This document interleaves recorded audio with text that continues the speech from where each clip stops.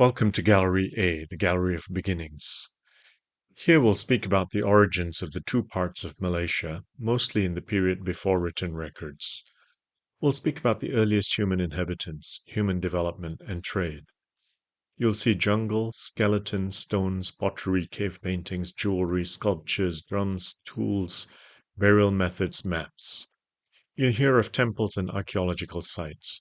You'll hear of monsoons. You'll hear of ancient workshops. You'll see ancient trade goods. There's a video here which you can watch later. It explains how the land was formed and what's in it. It speaks of two land masses called the Sunda Shelf and the Sahul Shelf. Much of these shelves is now underwater. At the narrowest point, the gap is only about 20 kilometers wide, but its depth varies from about 250 meters to about 7 kilometers. This long and very deep gap, called a trench, was originally identified as the Wallace Line. Later it was extended, slightly modified, and called the Huxley Line. The trench explains why there are kangaroos and koala bears on the west side, but not the east. Elephants and tigers on the east, but not the west. Land animals couldn't cross the gap because it was filled with water. Many other animals, even some birds and shellfish, don't cross the line. Why are much of the shelves underwater now? About 10,000 years ago, ice in the northern hemisphere began to melt. In this region, the sea level rose up about 120 meters. To escape the flooding, people and animals moved inland. Malaysia is made of West Malaysia, called the Peninsula, and East Malaysia, which you have to fly 2 hours across water to get to. But 10,000 years ago, you could have walked there. In the peninsula, a jungle-covered mountain range separates the west coast from the east coast. Partly due to this barrier, the two coasts developed very differently. I'll touch on this when we get to galleries C and D. Now let's enter the jungle, which is about 130 million years old. We have a huge amount of rainfall and many hot, sunny days. Things rot, corrode, or erode easily. This is why we have very little physical evidence in our history. The rain, sunlight, and fertile soil results in abundant growth, to the extent that the leaves of the trees block the sun and the ground gets very little sunlight. This is why there's no grass in the jungle. For centuries, humans have lived in our jungles. Over the past century, most of them have moved out to enjoy better health and safety. But their relationship to the land remains deep and includes respect for spirits, or fear of them. For centuries, the Aboriginal peoples harvested highly desired jungle products, bamboo, rattan, resins, wild animals, brought them to coastal towns, and traded them for salt, cloth, tobacco, and more. Have you ever heard of gaharu wood? It's also known as agar wood. Today, 1 kilogram of premium-grade gaharu wood chips sells for 100,000 US dollars. It's used in incense and perfumes, in medicines, and in rituals. It's premium grade only when a specific fungus causes the core of the tree to rot. It's hard to find a gaharu tree in the jungle. It's even harder to find one which is rotting, only internally, with the right fungus. Only some indigenous people know how to find, harvest, and bring it out, and to appease the spirits before doing any of this. Now I'll show you my favorite artifact in this gallery. It's in this glass jar. Can you guess what it is? It's ash from Mount Toba in Sumatra, which erupted 74,000 years ago. The eruption destroyed a lot of vegetation, disrupted rainfall, and caused the Earth's temperature to drop by 3 to 5 degrees Celsius. It created Lake Toba, which is the largest lake in Southeast Asia. It also deposited 3 meters of ash on Kota Tampan in the north of the peninsula. On the day Mount Toba erupted, the sky darkened. The air was filled with ash and smoke. People working in an outdoor workshop making stone tools dropped everything and ran into caves. Their workshop was covered in ash. In 1938, archaeologists began excavating the site, and now we know humans have lived on the peninsula for at least 74,000 years. Yet, to date, no skeletons of that age have been found. What happened to their bodies? We don't know. Many ancient graves have been found, but the oldest skeleton is only 11,000 years old. It belonged to Perak Man. I'll introduce you to him later. First, let me tell you what's in these displays. These are stone tools. The big ones are for chopping. The small ones are for slicing. These photos show how they made the tools. They used anvils and hammers. You can also see axe heads, spear heads, and some tools made of animal bones and teeth. My favorite are the axes. Here's a collection of pottery. Most of it is broken. They were thrown out as rubbish into dumps. Archaeologists call them shards and study them. They can even tell us what food people kept in them. Pottery marks an important stage in human development. You've got to choose the right clay. You've got to shape it such that it'll retain its shape when you move it and when you fire it. You've got to fire it to the right temperature for the right number of hours. After you master the basics, you add patterns, colors, glazes. You create beautiful things. Some of this pottery is over 100,000 years old. That three-color pattern piece is my favorite. What's yours? Another sign of human development is painting. Cave paintings have been found in several places. The oldest is at least 2,000 years old. The paintings are of people, animals, plants, trees, and much else. Now I come back to Perak Man. His is the most complete skeleton from that period found in Southeast Asia. He's remarkable for many reasons.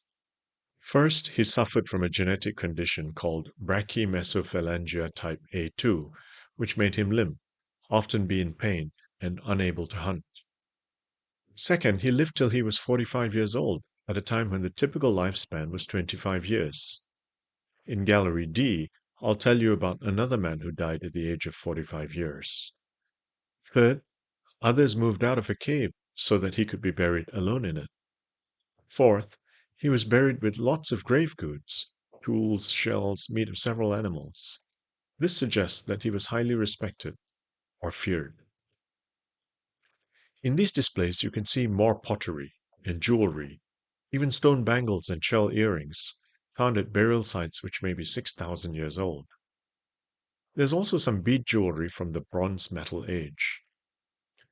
Bronze Age began about 2,500 years ago. This is the age of the largest bronze object in this museum, the Dongson drum. Next to it is a bronze bell for an elephant. Several Dongson drums have been found in Malaysia. In fact, they've been found all over Southeast Asia. They're from Dongson, now in the north of Vietnam, thousands of kilometers away. On them, you can see geometric patterns, the sun, animals, boats, frogs, and scenes of daily life. Dongson goods were status symbols, like Ferrari cars today. Some people were buried in their drums. There's an example over there. That one has frogs on it and may have been used in rituals to call down rain. Some ancient iron tools have also been found. They're at least as old as 2,000 years. Because of the rain and high humidity, few tools have been found, and those that have been found are badly corroded. I return now to speak about trade. The Straits of Malacca connects China, Japan, the Philippines, and most of the islands of Indonesia to India, then to the Middle East, Africa, and Europe. It's one of the busiest sea routes in the world. Long ago, traders from India and Arabia often made the journey. We know because of several objects found in the peninsula. These are replicas of some standing stones known as menhir, found about 100 kilometers south of here. They're about 1,800 years old. It's easy to see an elephant head, a face like that of Hindu guardian deities found in Hindu temples in Java, a snake, a bird, and a horse. These are typical of Hindu-Buddhist art and show that long ago, the religions of India were practiced in the peninsula. You can also see the word Allah, which means God in Arabic and is associated with Islam. Here you can see a small inscribed stone. It was found in the north, near Penang. It's a note of thanks by a navigator called Buddhagupta for his safe arrival after a voyage from India. It was found in 1834 and sent to India for study. It was never returned. This is a replica. There's also a bronze standing Buddha. It was found in a tin mine north of here. We don't know where it was made or how it got there. Here you can see objects found in an archaeological site called Kuala Selinsing, about 400 kilometers north of us. You can see pottery and glass from the Middle East, India, and China. Archaeologists have concluded that Kuala Selinsing was both a busy port and a place of production of beads and small objects called votive offerings, gifts to the other world, to appease spirits or to give thanks. Kuala Selinsing was probably a feeder port for a busier port up north. It received goods from the interior and shipped them on with local goods like beads, together with goods received from the south. That busier port up north was probably in the Bujang Valley.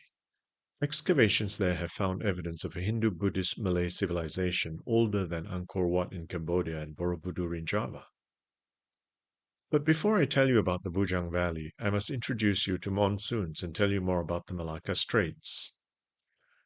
The word monsoon comes from the Arabic word mausim, which means season. Before engine-powered ships, you had to depend on winds to travel long distances. We have two periods of monsoons, strong winds. From November to March, the monsoons blow from the northeast. The seas are very rough and there's heavy rain. From May to September, the monsoons blow from the opposite direction.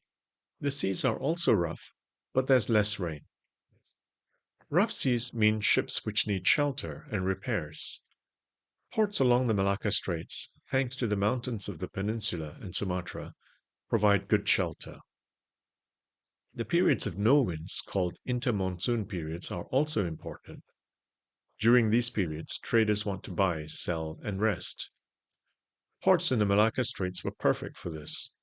They're often called emporiums, places where you can buy and sell almost anything. And that brings me back to the Bujang Valley, a small valley serviced by several rivers, which are good for transporting goods. It's called Bujang because the shape of the river is like that of a snake, and the Sanskrit word for snake is Bujanga. Archaeologists have found evidence of dozens of chandi, some of which are Buddhist, while others are dedicated to Indian gods. One of the sites, Sungai Batu, is about 2,800 years old. Some sculptures found in the Bujang Valley are like those in Indian temples.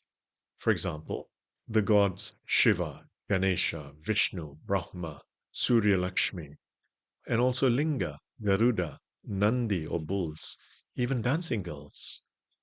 Other objects which have been found are like those in Buddhist temples. Iron smelting furnaces and ports have also been found. These match ancient Arab records which tell of excellent swords made with iron sourced from Kala, the Arab name for the state we now call Kedah. Indians called it Kadaram, while the Chinese called it Chiecha. There's a hill there called Gunung Jerai.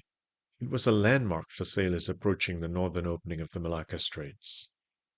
Kedah was important enough to be attacked about 1,000 years ago by King Rajendra Chola I, an emperor of South India. The raid was part of his operation against the Srivijaya Empire. He included inscriptions about it in a temple he built in Tanjavur in India. Now let's go to Gallery B. I'll introduce you to Malay kingdoms, including Srivijaya, but mainly the amazing kingdom of Malacca. Thank you for listening.